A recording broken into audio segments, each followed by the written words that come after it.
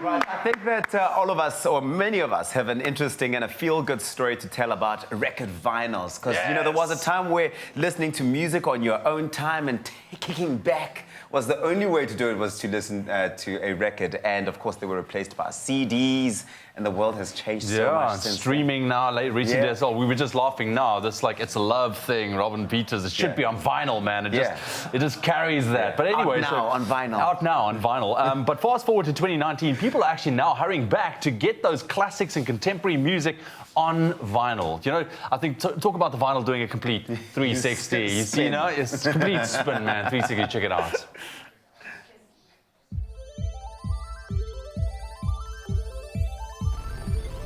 Up until the early 90s, records were the way to go when it came to playing and listening to our favorite music. That's, of course, until the emergence of CDs and later the digitization of music. But over the past couple of years, an interesting trend has come to light, and that's the comeback of records. And that's why today I'm excited to learn a little bit more about the vinyl revival. Brett, how you doing, buddy? How you doing, man? Good to see you. Yeah. You guys have got quite the collection here, I must say. It's always growing, which is such fun. Yeah, absolutely. Brett, how long would you say now records have been making a comeback for? Look, in South Africa, it's generally from about 2011, 2012. In Europe and the USA, maybe a little bit earlier. But yeah, the South African thing has probably been about 6 years now. Why would you say that vinyls and records are suddenly becoming cool again? It appeals to people through multiple facets. I mean, it appeals to you as a collector. You'd like to collect something. You can't really collect an MP3 per se. You know, you can't celebrate a downloaded file. But, you know, if it's on a big vinyl record, which is 12 inches by 12 inches, that's great. And, of course, it sounds better, which a lot of people don't actually realize. How would you say the listening experience of vinyl and records differs to that of listening to music on streaming sites, digitally or on CD? Vinyl is very clever. What it does is it forces you to listen to the whole album. So if you want to listen to it, you have to get up, put it on your turntable, listen to one side of it, and then it stops. You have to go and flip it over to get to the other half of the album. Whereas on a digital platform, you might only be listening to a few tracks or a playlist per se.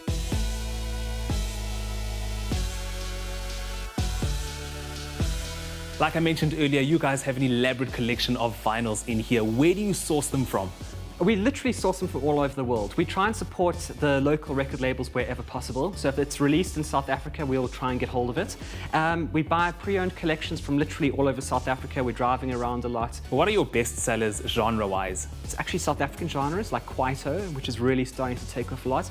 A lot of the urban genres, jazz is really picking up as well. But historically, perhaps more towards the rock and that kind of thing. But we're seeing a lot of growth in the jazz market and the urban market, which is great. I noticed that records are quite pricey. Why are they so expensive? So for South Africa, there is no pressing plant actually in Africa. So every single new vinyl record that you see has actually been imported.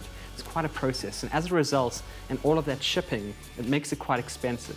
In terms of clientele, what kind of people walk into Mr. Vinyl? If you like music, and you like collecting things, then chances are you're going to like vinyl.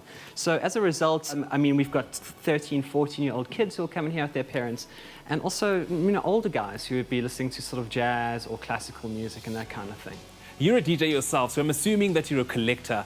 Just how big is your collection? So everybody collects music for different reasons, and for me personally, I've changed the reasons what I want to collect over time as well. Since previously where I'd collect all my favorite artists and I had quite a big collection of a few thousand, I've kind of changed that over time and I've sold off a lot of that. Now I just like to collect the really rare stuff. So in my personal collection, I've probably got about 1,000 of those, but when it comes to DJing, I've probably got about 2,000 records or so.